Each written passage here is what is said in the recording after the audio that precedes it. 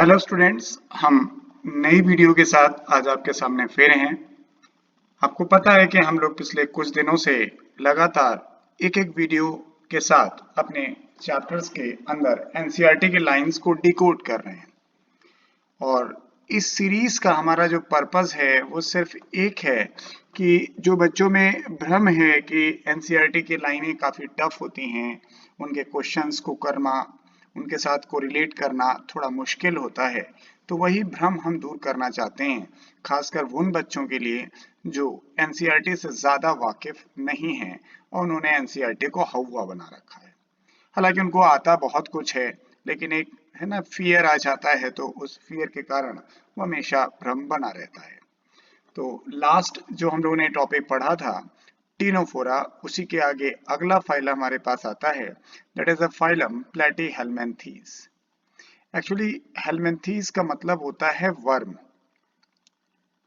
क्योंकि हेल्मिन्थीज पहले एक नाम दिया गया था और सिर्फ इस फेवर में कि हेल्मिन्थीज उन्हें कहा जाए जो वर्म लाइक हो, और प्लेटी का मतलब होता है फ्लैट वर्म। तो आप चाहें तो इस ग्रुप के जितने भी मेंबर्स हैं उनको फ्लैट वर्म कह सकते हैं, कोई भी मेंबर हो। फ्लैट का मतलब हमारे फीता से है। अगर फीता आपको समझ में नहीं आ रहा है तो आपकी ज्योमेट्री बॉक्स में जो स्केल होगी जिसपे इंचेस एंड सेंटीमीटर बने होते हैं उसे समझ लें, तो वो फ्लैट वर्म शब्द आना चाहिए। राउंड वर्म जब आप कहेंगे तो बात बदल जाएगी, इसलिए इस जगह पर फ्लैट शब्द ज्यादा इंपॉर्टेंट है, क्योंकि अगला फाइलम भी वर्म ही होने वाला है। क्या है?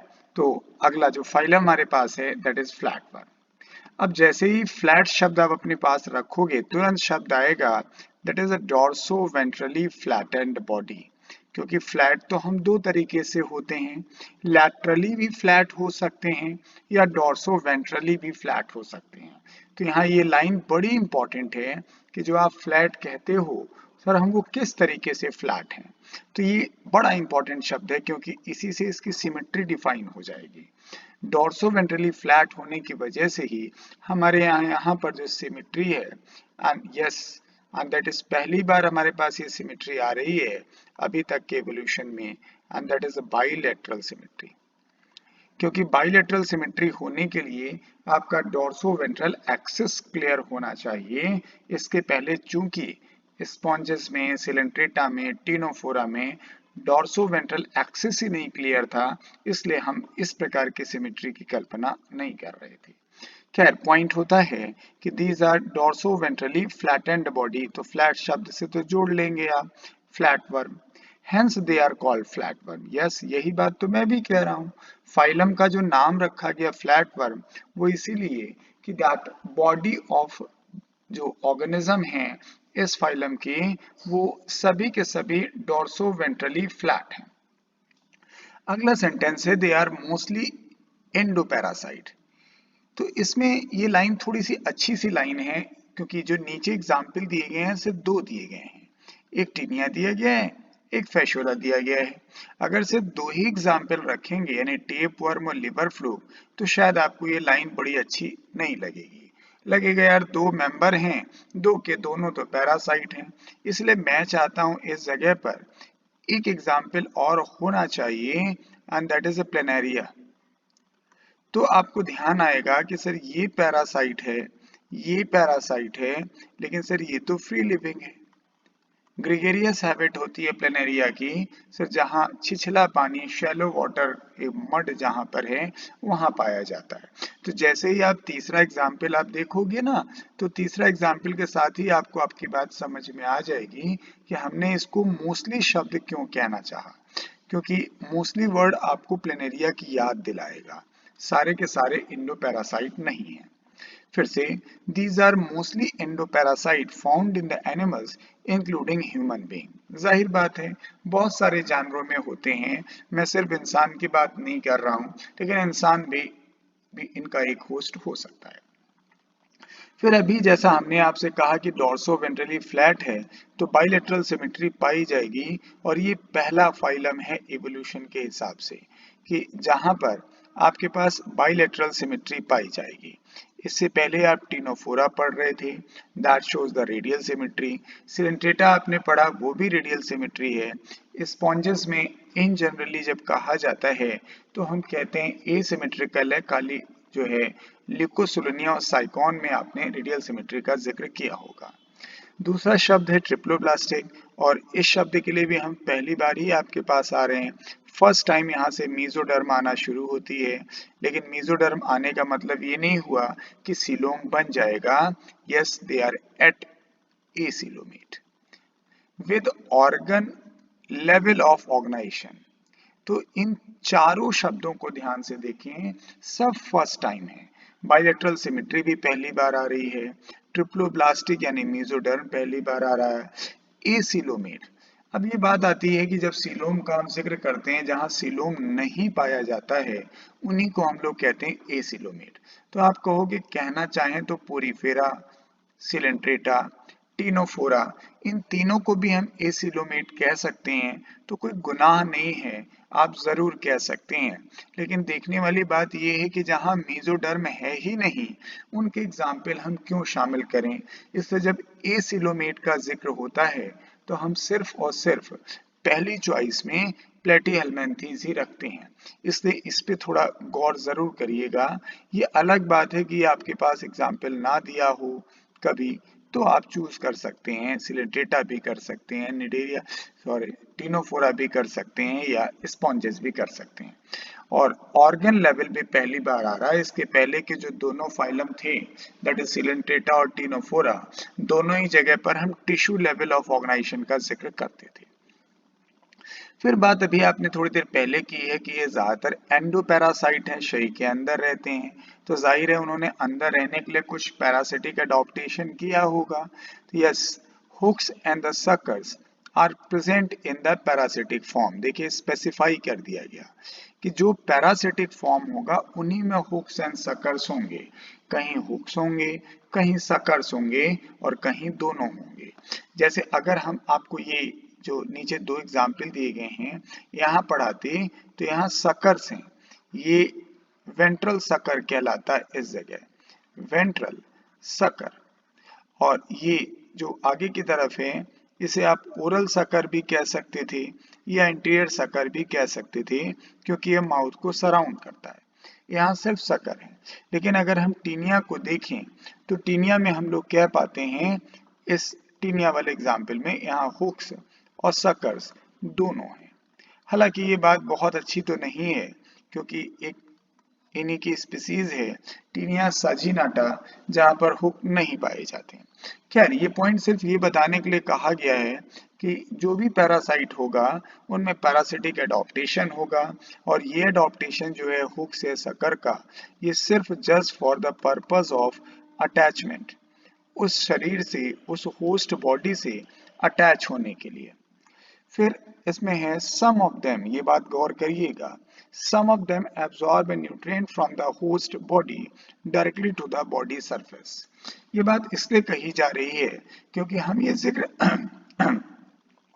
करना चाहते हैं, जो टीनिया है इसने इतना गजब का पैरासिटिक एडॉप्टेशन किया है कि ये जनरल बॉडी सरफेस से ही फूड को एब्जॉर्ब करने लगता है। इसलिए टीनिया जैसे जानवर में डाइजेस्टिव ट्यूब नाम की चीज नहीं पाई जाती। हालांकि ये फाइलम की विशेषता नहीं है। यहाँ पर अगर आप देखेंगे तो यहाँ पे इनकम्प्लीट डाइजेस्टिव ट्यूब पाई जाती है।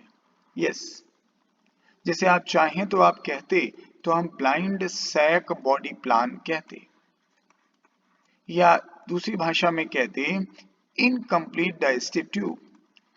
इनकम्प्लीट डाइजेस्टिव ट्यूब ये फाइलम की विशेषता है, लेकिन ये इंडिविजुअल विशेषता है टीनिया की, जो पैरासिटिक एडॉप्टेशन से ताल्लुक रखता है। इसलिए इसमें कहा गया कि some of the absorb nutrient from the host directly through the body surface. इस सम का ताल्लुक जो था वो सिर्फ टीनिया से था।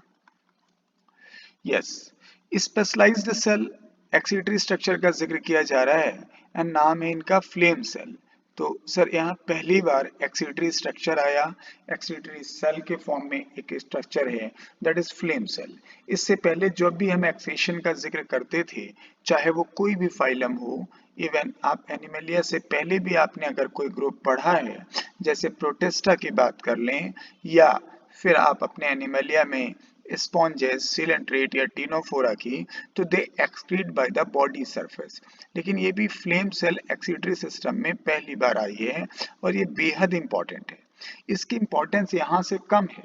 जब आप इसके अगले फाइलम में पढ़ेंगे तो रीनेट सेल आ जाएगी एस्केलमेंथीज में। उससे भी आगे चलेंगे तो उसका एक नया नाम आएगा नेफ्रीडिया। उससे भी आगे आर्थ्रोपोडा में आएंगे तो मेल्पिगेन टिब्यूल। तो जब इन 4-5 फाइलम को एक साथ कोरिलेट करेंगे then it will be important.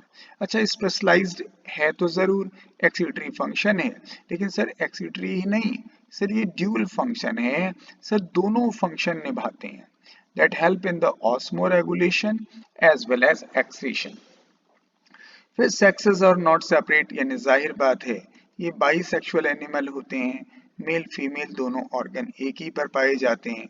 उसके बाद भी हम लोग कहते हैं सब फर्टिलाइजेशन तो क्रॉस होना है, क्रॉस फर्टिलाइजेशन है, फर्टिलाइजेशन इंटरनल होता है, development to the mini larval stage. ये बात थोड़ी सी अहम है। मिनी लार्वल स्टेज के लिए जब आप इनकी लाइफ साइकिल पढ़ेंगे देन यू विल सी कि सर आपको इनकी जरूरत पड़ेगी। जैसे मिनी लार्वल स्टेज में एक बड़ा महत्वपूर्ण नाम आ जाता है, इसलिए उसे जान लेना बड़ा जरूरी था। ये फैशुला में, फैशुला एक्चुअली जो है शीप लिवर फ्लूक कहलाता है। तो जब ये शीप के शरीर से निकलता है तो ये पानी में जाता है और पानी में इसका नाम होता है मेरासीडियम लार्वा, मेरासीडियम लार्वा। फिर ये मेरासीडियम लार्वा पुनः अपने सेकेंडरी होस्ट पॉन्ड स्नेल में इंटर करता है। उस लार्वा को हम लोग कहते हैं स्पोरोसिस्ट लार्वा। फिर स्पोरोसिस्ट कन्वर्ट होता है अगली स्टेज में रेडिया लार्वा। फिर रेडिया कन्वर्ट होता है सर्केरिया लार्वा और सर्केरिया कन्वर्ट होता है मेटा सर्केरिया लार्वा में, मेटा सर्केरिया। तो इस तरह से ये फिर पुनः शीप में पहुंच पाता है। इसलिए ये जो मिनी लार्वल स्टेज आपसे बात कही गई वो इसी परिप्रेक्ष्य में ज्यादा है। अगर आप नाम भी रख लें तो भी आपकी बात बन जाएगी, miracidium larva, sporocyst larva, redia larva, cercaria larva and meta cercaria larva. तो इसमें मेरासीडियम लार्वा जो है वो इन्फेक्टिव स्टेज है और ये सर्केरिया स्टेज में बाहर निकलते हैं। तो इसकी सेकेंड होस्ट जो है वो पॉन्ड स्नेल है और ये मेटा सर्केरिया और सर्केरिया ये पानी में पाए जाते हैं। क्या तो बात हमें खाली नाम आपको जताना था, ज्यादा डिटेल में हम नहीं चलते हैं। तो पॉइंट जो लिखा गया था ना कि development is through the mini larval stage, तो वो बड़ी महत्वपूर्ण बात है। हम टीनिया भी पढ़ते तब भी हम आपको बताते हेक्साकैंथ लार्वा, ऑन्कोस्फेयर लार्वा, तो इसमें भी कई सारे लार्वल स्टेज पाई जाती हैं। फिर सम मेंबर्स लाइक प्लेनेरिया, ओहो लास्ट में देखिए प्लेनेरिया इन्होंने अलग से दिया, एग्जाम्पल में कहने में शर्मा रहे थे। Some members like planaria shows high regeneration capacity, और यस एनिमल के नाम पे सर ये मैक्सिमम है, इतनी ज्यादा रीजनरेशन कैपेसिटी किसी में नहीं पाई जाती। जी बस इतने से पॉइंट मैं एक बार वाइंड अप करके दिखाऊं आपको। क्योंकि बॉडी इनकी डॉर्सो वेंट्रली फ्लैट है, इसलिए बाइलेटरल सिमेट्री का होना जायज है, फ्लैट वर्म है। ज्यादातर मेंबर इसके इंडोपैरासाइट हैं। इस लाइन के फेवर में आपको टीनिया और फेशियोला रखना पड़ेगा, लेकिन तुरंत प्लेनेरिया याद करिए, वो free living and that is shows the gregarious habit. Then bilateral symmetry के साथ ट्रिप्लोप्लास्टिक यानी मेसोडर्म पहली बार, एसिलोमेट एनिमल है, सिलोम नहीं है, और first time organ level of organisation है। क्योंकि ये पैरासाइट हैं तो होस्ट बॉडी से अटैच होने के लिए they have an certain adaptation, either they have an hooks या सकर्स या बोथ ऑफ देम। कुछ ऐसे मेंबर्स हैं, ये लाइन टीनिया के रेफरेंस में लिखी गई है कि they absorb nutrient directly from the body surface. उन्होंने अपनी एलिमेंट्री कैनाल को ही लूज कर दी, क्योंकि एक जनरल सी बात है ना, जब अल्लाह दे खाने को तो काहे जाए कमाने को। तो ये ऐसी जगह पर रहते हैं आपकी आंत में जहां पचा पचाया इनको भोजन मिलता है, डाइजेस्टेड फूड है। वही मैंने कहा, जब अल्लाह दे रहा है खाने को तो इतना एफर्ट क्यों करें, और इसी फेवर में वो जनरल बॉडी सरफेस से फूड को एब्जॉर्ब कर लेते हैं। हाँ, स्पेशलाइज्ड सेल है इनकी, and that is a flame cell, and that is पहली बार आप पढ़ रहे हैं, जिनका फंक्शन ऑस्मो रेगुलेशन और एक्सीशन दोनों है। बाईसेक्सुअल एनिमल है, क्रॉस फर्टिलाइजेशन होता है, इंटरनल फर्टिलाइजेशन है, डेवलपमेंट में बहुत सारे लार्वल स्टेजेस हैं जो मैंने आपको यहाँ पर फेशुला में शो की। टीनिया में अगर करता तो हेक्साकैंथ एंड ऑन्कोस्फेयर लार्वा। प्लेनेरिया का जिक्र अगर हम करें तो दे have N high regeneration capacity, और एनिमल के नाम पे सबसे ज्यादा रीजनरेशन कैपेसिटी यहाँ पर पाई जाती है। अगर आप ऐसे ग्रुप की बात करते तो मैक्सिमम रीजनरेशन जो है वो पाई जाती है स्पॉन्जेस में। तो 3 एग्जाम्पल का हमने आपसे जिक्र किया, एक टीनिया जाने, एक फेशोला जाने, और एक बात हमने प्लेनेरिया के रेफरेंस में चाहिए है कि प्लेनेरिया भी आप जाने। तो ये रहा हमारा फाइलम फ्लैटवर्म यानी प्लेटीहेल्मिन्थीज। तो सर, अब हम इस फेवर में बात कर रहे हैं, ये हमारा जो तरीका है आपको कैसा लगता है, ये कमेंट में ज़रूर बताएं, और कोशिश करें कि इसको वीडियो को देखने के बाद आप एनसीईआरटी की टेक्स्ट बुक को ज़रूर पढ़ें, जिससे हम कोरिलेट कर पाएं कि हमने क्या सीखा, और try to memorise all the points which I am giving in this video. Yes, good luck to all of you. Good luck.